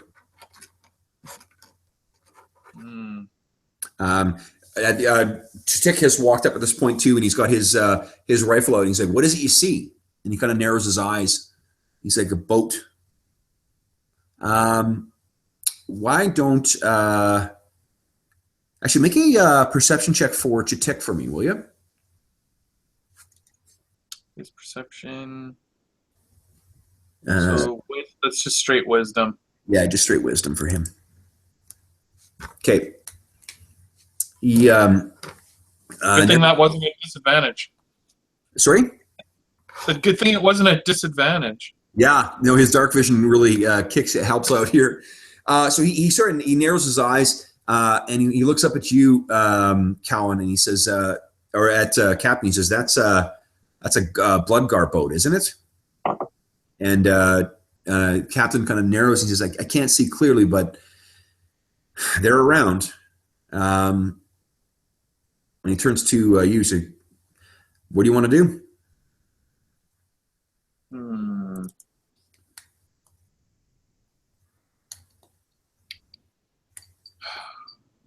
It's a really tough call what Callan would do.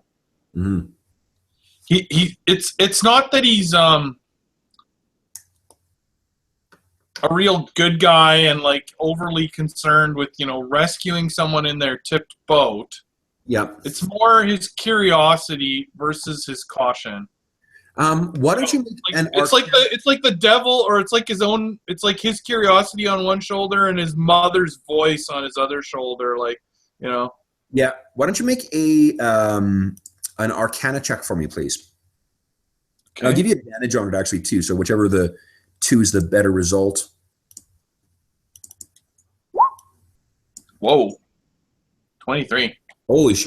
Okay, you know for sure there is nothing natural that makes that glow, and that the thing that you would most likely associate with that is some kind of Numerian artifact. Oh, like there could be something of value in the boat. Something, yeah. Here's because you know that the Bloodgars prey on river traffic that are going up and down here, and which means anything that could be transported on those things could end up in the hull of one of those, in the hull of the Bloodgars. It's not fire. It's not you can't think of necessarily a specific magical source that would make that that type of glow, but you've seen Numerian fluids and things like that have had that specific glow. Especially up at the Weeping Pool, the thing that's like at the foot of the Black Hill that then flows down into Crowfeather Pond or Crowfeather Lake. Okay, so he just envisions, it goes to his imagination, and he's just envisioning some Numerian treasure in this boat, and he comes back to reality, and you sort of see this vision of his mother in his ear, and he just it snuffs out, and he says, and he looks at the captain, he says, "Captain, let's go check it out." Okay. So he says, "As you wish," and he heads back and he's like, "Hansi," and he, as you guys are approaching, he reaches down into the boat and pulls out a sword, draws it from the scabbard, and then takes the rudder. Hansi walks over as well and draws a short sword.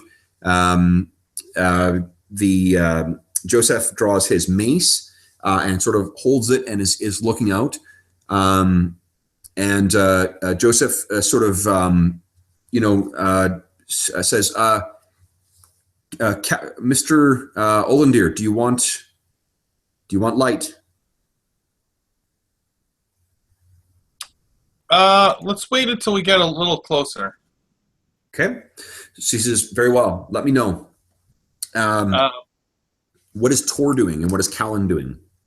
Tor has taken his bow out. Okay. And positioned himself actually to protect Callan. Even though he how he feels about him, he does feel responsible to protect him. Okay. And Callan's kind of moved sort of to the middle of the boat instead of right at the front, and he's got his bomb out. Okay, so you get the things ready to toss an alchemical bomb. Okay, so you guys get to within about 100 feet of it. You're getting in much closer. You're slowly drifting across the gliding across the river at this point. There's really no wind tonight either, which is a bit unusual for the Numeria, or at least this region of Numeria. And you're as you get closer, the yellow glow seems to be getting brighter and brighter. As you get in, you sort of double blink, and Callan and Tor, you both see, is there something moving in there? And then as if suddenly walking out of the mists, you see that there are actually a handful of figures that seem to be standing in the water who are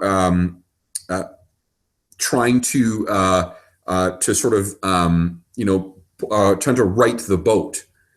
And that's that, what do you call it? There's about 5 of them, and you notice you sort of have to double blink to see am I really seeing what I think I'm seeing? And they're pushing, but as they're pushing, their hands are going right through the boat. and the reason is because they're what do you call it? Let me just.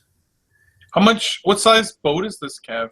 It's a little bit bigger than about 1.5 times what the Staggered Man is. Okay, so it's still a small riverboat. The what do you call it? They're all wearing typical like the accents of heavy armor with lots of leather that the Kelids wear, so that they clearly are, or maybe more accurately were, members of the Bloodgar. And the reason is because I say were because of their baleful green eyes as their diaphanous bodies sort of pass through, and all four of them look up at you, and they're mouthing something, and then they all you don't you maybe Callan doesn't know, but Tor, you can see that all of them mouth the word Gorum, which is a very common battle cry for the Bloodgars, and they begin to step towards you, and they're passing through the boat. Would you kindly make an initiative check for me, please? Are the Bloodgars the enemies of the black horses? Yeah, I mean, they're not, technically speaking, you are all allied under the Black Sovereign, but because the Black Sovereign seems to be interested in just staying in Starfall and whatnot, the conflict between the tribes is more high, and the Bloodgars are also a lot more belligerent than what the Black Horses are. So these spectral Black Horses are stepping towards you. Let me clear this. Oop, what am I doing here? Move all turns. Yes. And I had no tokens on here. Just make how am I going to do this? But I'm not going to bother going to a map. Maybe just make dexterity checks for everybody. And remember that what's his name? Callan has advantage with his dexterity check. Take the higher of the two. You're going to want to. Oh, okay. Yeah. Initiative. Yeah. I'll set up the initiative tracker for the next time. Okay. Okay. I see. Oh, it didn't auto roll twice. No, if you click on initiative. Oh, hey, initiative works. Great. Okay, so 13 is your highest. Okay, Tor. Oh, that one was 4. Awesome. Joseph. Here, I'll just change this. I'll just let the NPCs go on. I'll say the NPCs go half and half. Half on one character's turn, half on the other. Oh, okay, sure. That's just easier. So, okay. So what's going to happen is 2 of you guys are going to go before the Bloodgars, and then 2 will go afterwards. What are you going to do? Tor, as soon as he sees this, he immediately lets fly the arrow that he had already notched. Awesome. Okay. Go ahead and make your attack roll. If I click on short bow, does it auto do everything or what? Roll everything for you. Oh yeah, look at that. Oh, a natural 20. Wow. So crit, so that plus dex, plus your second crit roll, so 7. Nice. Okay, so this you fire at this thing, and it seems to one of them is hit by the bow, but it seems to sort of pass through it, so it tears some of the form away, but it's not doing what do you call it? Because it seems to be an unnatural or incorporeal thing. It's not doing the same damage it would do on flesh. Right. So he passes. So Tor yells that out. He says, "They seem to be ghosts." Okay. Okay. Then which would you like Chitik or Joseph to go next? Yeah, Chitik was ready with his gun, and he's let's just say he's had kind of an itchy trigger finger the whole time here. He's been hoping there'd be trouble almost. Nice. Between now and next session as well, too, I will add Chatik's gunslinger abilities in because he's actually a gunslinger. Okay, cool. What should I roll for him for today? Roll your carbine. Oh, it is on there. Okay. Yeah, that's I added that in earlier. Oh, brutal. Wow. That was so he unfortunately is a little too anxious. He fires and part of the boat is chipped away by his shot. Okay, so we'll go with they are advancing. It's going to take about another round before they get to you guys. So they're drifting in. Well, they seem to be walking. One of them seems to be walking through the water partly and on it. Like they're clearly walking on a surface that's not really actually there. Okay, so then it is now they're about 30 feet away from you guys. Callan and Joseph can go. Okay, Callan is going to spend his turn. Does he know he basically asked the boat, but at the same time he's asking himself, like, have any of you ever fought spectral beings? What do you know of this creatures? The captain says, "I know. Hit them until they fall down." Okay. Can I make any kind of a roll to see if he knows anything about their weaknesses or how to fight them or anything that he's read in any of his studies? Yeah, you make it. Why don't you make an Arcana check for me? Okay. Okay. There's so many things that these things could be. He doesn't know. Yeah. No, okay. There's all sorts of different kinds of unquiet spirits come in such a variety of forms. It's really tough to know what this thing is. So that won't be your action. I'll let that be your bonus action. So what would you like to do?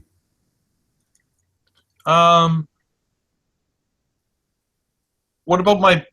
Does he know if his bomb will work? He'll wait till they come to the surface, maybe. Well, they're walking along the surface now. Like when I said they were only like partly, like one of them was partly submerged. So he walked through the overturned boat, and then sort of as he walked towards you, as if he was walking uphill or upstairs, walking out from underneath the water towards you guys. Right, but a bomb is like a short range weapon, right? Like it's only how far I can throw it.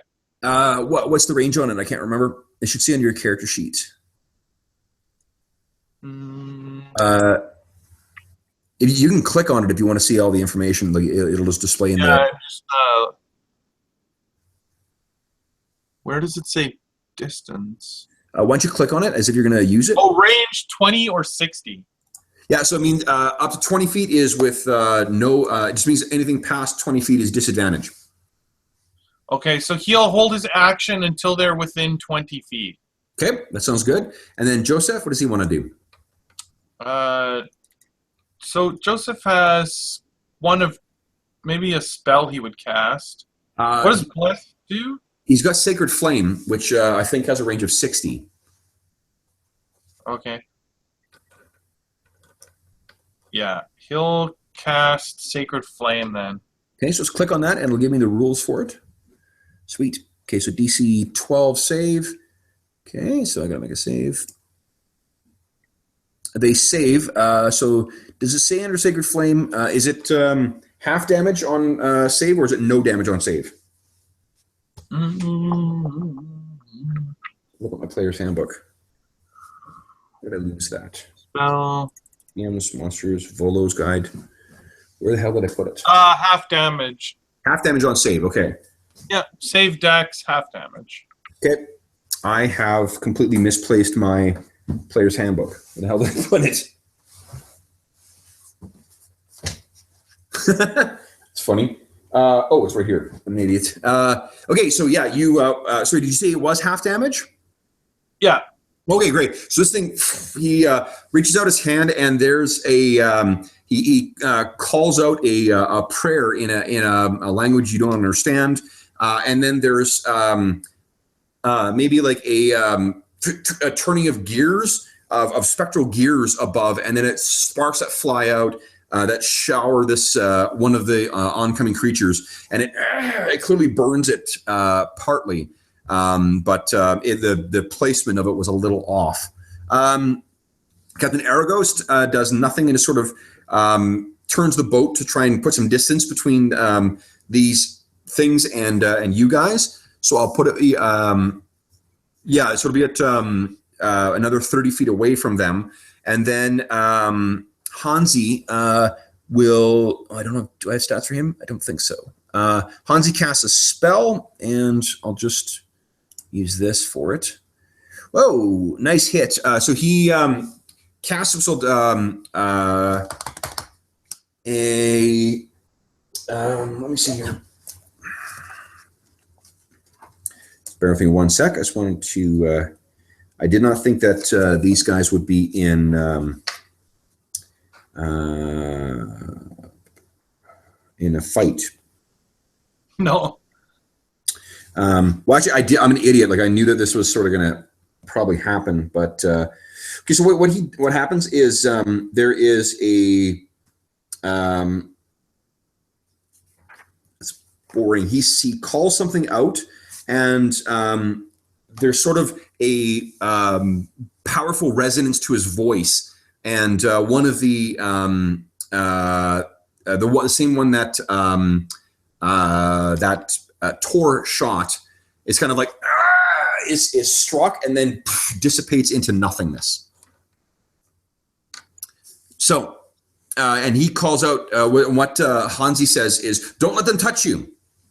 And then it'll be top of the round. So Tor and Chitik. So Chitik will spend a minor action to reload the carbine. Tor will let loose another arrow. Okay. So both can shoot then. Why don't you go ahead and make attack rolls for him? Oh, God. Not good. Right into the water. Wow. Okay. It's Tor's first actual fight. So. Yeah. And then for Chitik? Carbine. 14. That hits. Nice. So he shoots, and again, it sort of tears away, blows away part of its body, and it kind of silently, screams out in agony, and then turns and glares with those baleful yellow or green eyes again back at Chitik. Or at the boat, and then they spend their time, so they're advancing in, and you'll be able to then throw your bomb. So they're in range now. You go ahead and make your attack roll with your bomb, and then you'll get your action this round as well. Okay. So bomb attack. Mm-hmm. I think I need another dex save against that. I should just change this. I keep forgetting that. Okay, so let's see here. Okay, so they make the save, unfortunately. So he takes 1 point. So it does connect with these things, and it explodes out. And I will let you do, 1 point of damage to the other. So not only does your bomb affect the one that you hit, it affects 2 others as well. What does your bomb look like anyway? What do you want it to?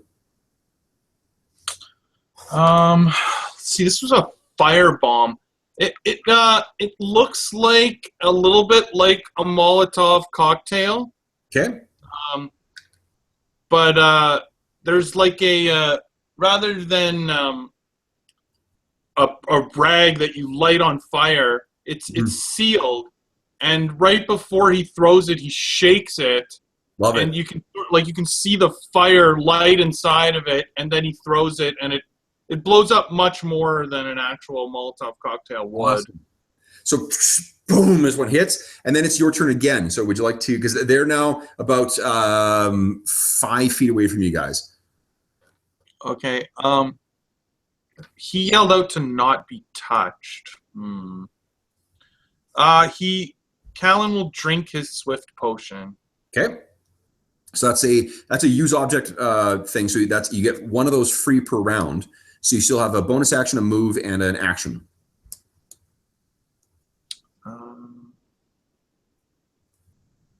He's only got a dagger to fight with. You can use you could make another bomb. That's a cantrip, so you can use that as many times as you like. Okay. Sure. Then he'll throw another bomb.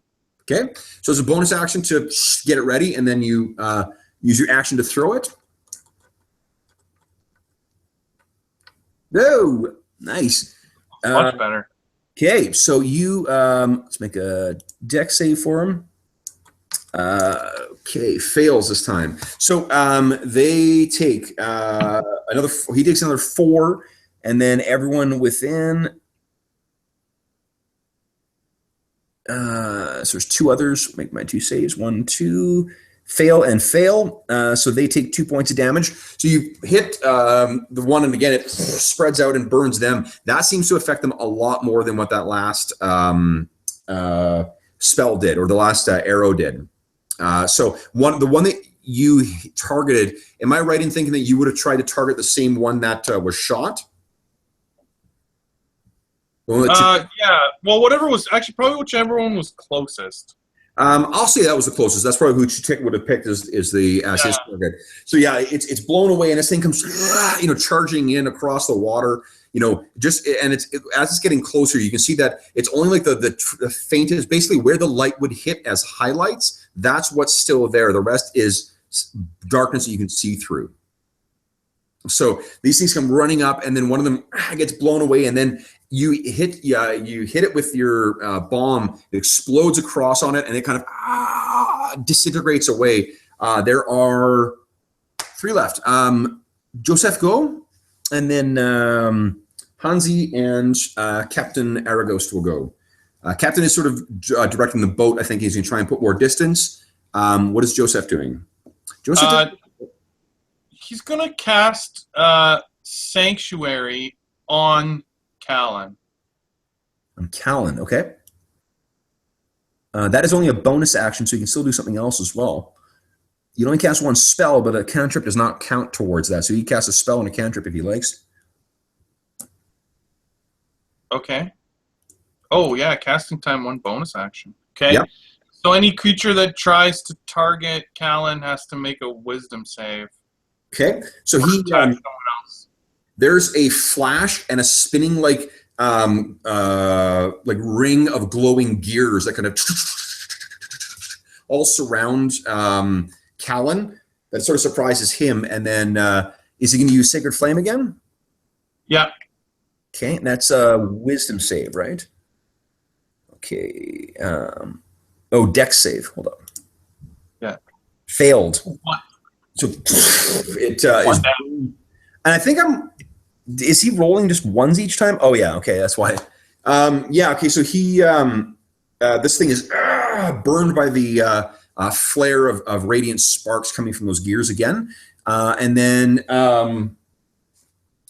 I will what do you call it? Hansi steps forward and then sort of claps his hands together, and there's this kind of shockwave that shoots out and just disintegrates the other 2 that are there.